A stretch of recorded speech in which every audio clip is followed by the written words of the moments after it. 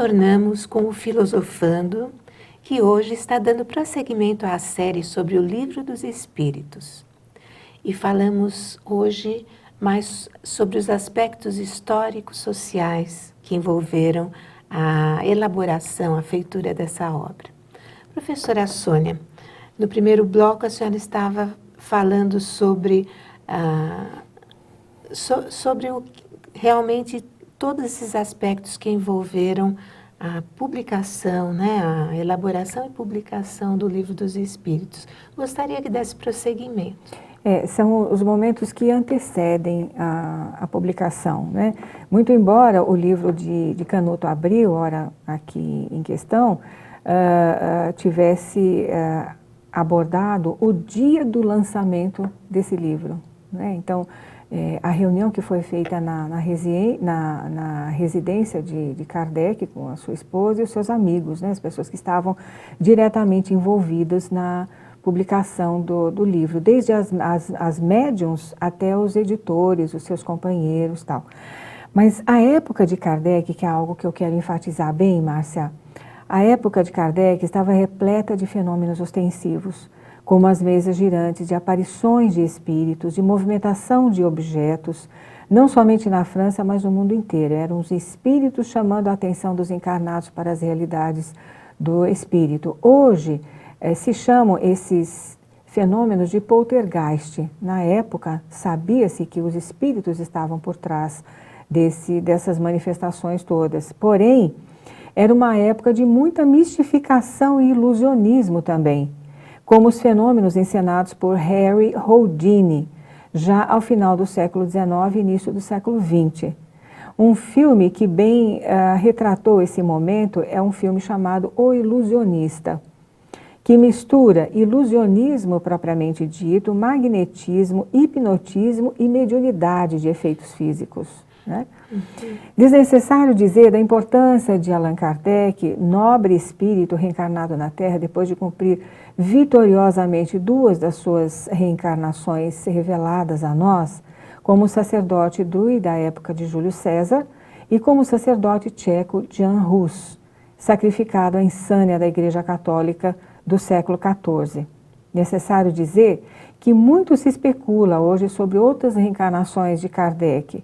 Porém, como o próprio codificador não revelou nem autorizou a revelação de outras suas vidas, acreditamos à fantasia de algumas pessoas o fato de criarem existências que não condizem com o caráter nem a natureza desse espírito, né? O professor Rivaio, descrito por Leon Denis, que o conheceu tardiamente, era uma personalidade forte e firme, disciplinado, correto em suas ações, expandindo de si uma autoridade gentil e frutuosa.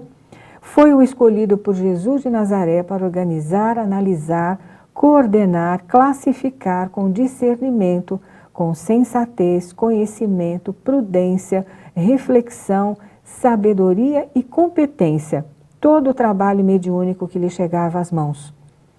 Tendo como orientador o Espírito da Verdade, Jesus de Nazaré, e o assessoramento de espíritos de escola, como Sócrates, Platão, Paulo de Tarso, João Evangelista, o próprio Emmanuel, Lázaro, Erasto, Cáritas, Joana de Ângeles, São Luís, Santo Agostinho, espíritos protetores não nomeados e muitos mais, conforme suas assinaturas nas obras da codificação, tal como Galileu Galilei no livro A Gênese. Sobre Allan Kardec e o Espiritismo, Canuto Abreu comunicou-se através da mediunidade de Raul Teixeira no Congresso Espírita Mundial de 2004, em homenagem aos 200 anos de nascimento do professor Rivaio, intitulada Homenagem a Allan Kardec. Eu vou ler um trechinho dessa mensagem, Márcia, que os nossos amigos do Filosofando e os nossos internautas poderão acessar essa mensagem na íntegra. Foi uma mensagem psicografada por Raul Teixeira, médium, em Paris, não é? Por inspiração do espírito Canuto Abreu, está no site do médium Raul Teixeira. Quem quiser acessar a mensagem inteira, chama-se Homenagem a Allan Kardec. Ele diz, eu vou destacar só alguns trechos porque a mensagem é muito longa. Allan Kardec, este nome é um marco de um tempo novo. É uma legenda de luz, de força e moral, que edifica um tempo especial de regeneração humana e que ao longo de mais de 6 décadas esteve no mundo das formas para materializar os ensinamentos do mundo etéreo, junto às almas terrenas. Alma de Escol. Sem embargo, Allan Kardec veio ao planeta para representar no campo físico a equipe luminosa do Espírito da Verdade, que jorrava claridades sobre o orbe, sobre o planeta, sobre a ação venturosa do Cristo excelso. Vejam aqui a confirmação de Jesus de Nazaré como Espírito da, como Espírito da Verdade. Não há o que questionar, né? Então, nesse tempo em que o Espiritismo está no mundo, como esplendente sol diluindo os miasmas da longa noite moral humana, ainda que pouco a pouco são incontáveis aqueles que vêm recebendo o sustento para viver com entusiasmo, a motivação para prosseguir nas árduas lutas, sem pensar em fugir dos proscênios dificultosos, dos momentos dificultosos, dessas graves experiências das sociedades terrenas. Quantos se arredaram das ideias suicidas pelo entendimento de que ninguém morre essencialmente? Quantos desistiram do abortamento por terem admitido o assinte que tal coisa representa contra as divinas leis de Deus? Quantos se decidiram por manter iluminada por Jesus a estrutura do lar ao verificarem sua importância para o progresso familiar? Veja quantas coisas importantes, Márcia. O que você teria a acrescentar?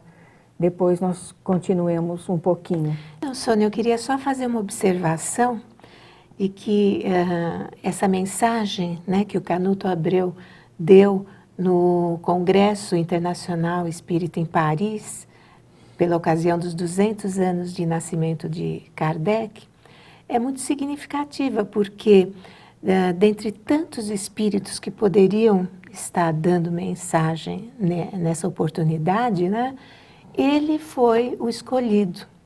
Mas ele foi um espírita realmente dedicado ao movimento, um pesquisador assim fenomenal que se aprofundou no estudo de tudo que envolvia Kardec, né?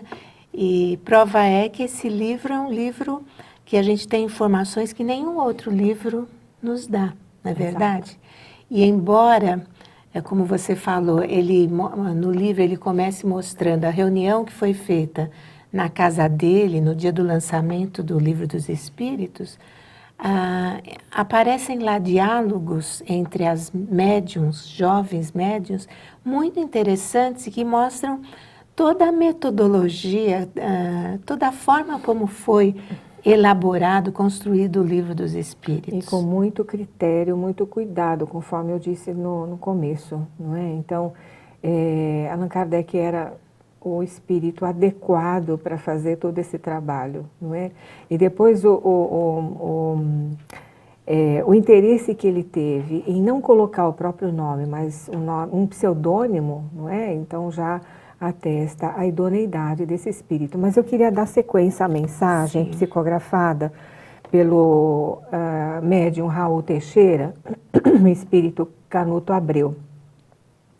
Ele continua, é uma mensagem longa, conforme eu disse, não é? Quantos se dedicaram a estudar as leis da vida e a estudar-se, anelando o entendimento e a melhoria de si mesmos? Quantos abriram mão dos preconceitos de raça, de cor, da epiderme, de gênero, de cultura e tantos outros, libertando-se dessa forma de ignorância que se demora no seio das sociedades? Quantos se esforçam por servir, por amar, desejosos de se tornarem cada vez mais úteis no campo da existência?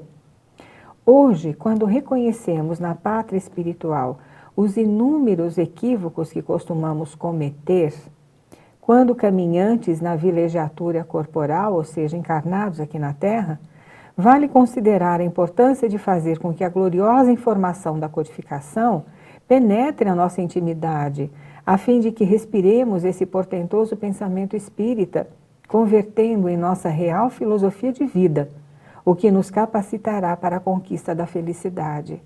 É interessante, Márcia, e tem um pouco mais de alguns outros trechos a mais, mas nós encerramos aqui.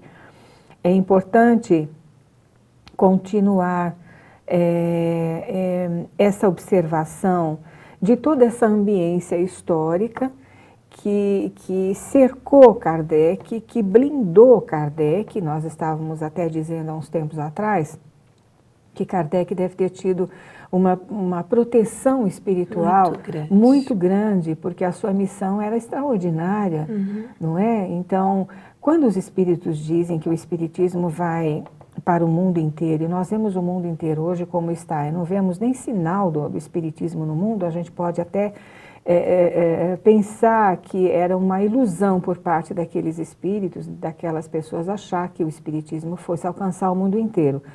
Mas o espiritismo alcança o mundo inteiro, sim, neste momento que nós estamos vivendo agora, no século XXI, talvez não como um corpo de doutrina, mas através das suas leis, das leis divinas que estão lá, escritas didaticamente no Livro dos Espíritos, né? Então, por exemplo, nós vemos filmes espiritualistas com toques de estudos acerca da vida após a morte, sobre a reencarnação. A reencarnação está sendo mais livremente aceita pelas pessoas, embora muitas pessoas ainda mistifiquem um pouco em torno disso, mas eu acredito que daqui a algum tempo as pessoas vão começar a descobrir ou redescobrir a Kardec, principalmente na França, que passa hoje por momentos muito dificultosos. Bom, estamos quase encerrando o nosso programa e pegando o gancho aí da mensagem do Canuto Abreu, que mostrou quantos benefícios o conhecimento do Espiritismo trouxe às pessoas, né? Ele relacionou vários. Eu queria dizer que é a mesma coisa que a Rádio Boa Nova, a TV Mundo Maior, está fazendo nesse momento, divulgando a doutrina, levando conhecimento, esclarecimento, trazendo consolo para tantas pessoas e lares. E que está dependendo de você que ela continue no ar com esse trabalho. Então, ligue para o 0800 12 18 38 e dê a sua contribuição. Muito obrigada. Como é possível mudar de vida sem recorrer ao suicídio? E se pudéssemos salvar vidas e o mundo melhorasse para todos nós? Juntos, nós podemos. Invista neste canal. Invista em um mundo melhor.